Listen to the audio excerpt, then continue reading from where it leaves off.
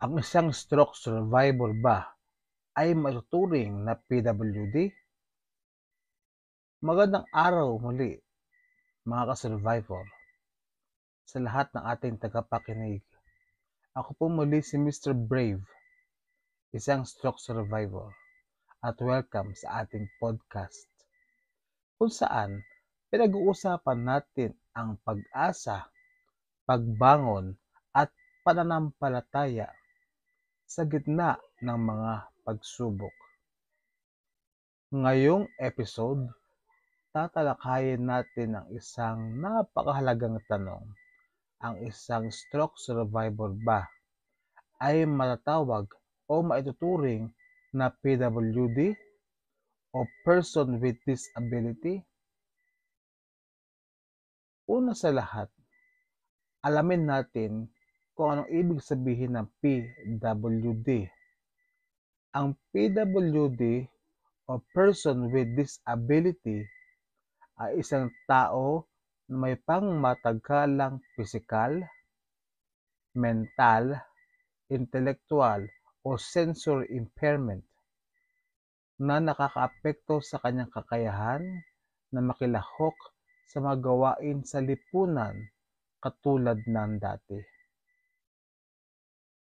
Ayon sa Republic Act 7277 o ang Magna Carta for Disabled Persons, kabilang dito ang may kapansanan dulot ng sakit tulad ng stroke, lalo na kung ito ay nagdulot ng kahirapan sa paggalaw, pagsasalita o pag-aalaga sa sarili.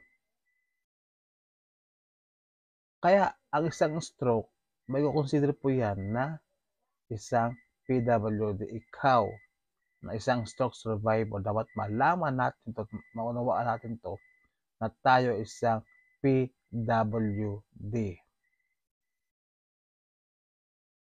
Lalo na kung may permanenteng epekto ito sa iyong katawan, gaya ng panghihina o paralysis sa kalahating bahagi ng katawan, hirap sa pagsasalita, pagbagal ng paggalaw, o kakulangan sa balanse at koordinasyon.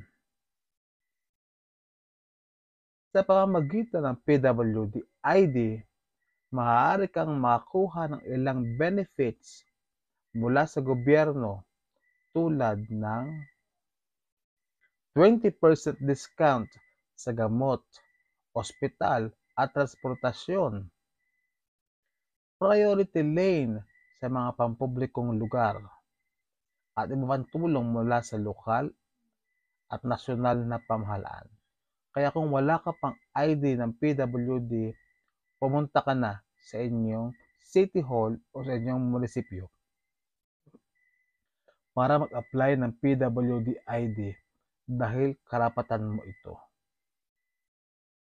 Iba din ang mayroong alam, mga ka-survivor,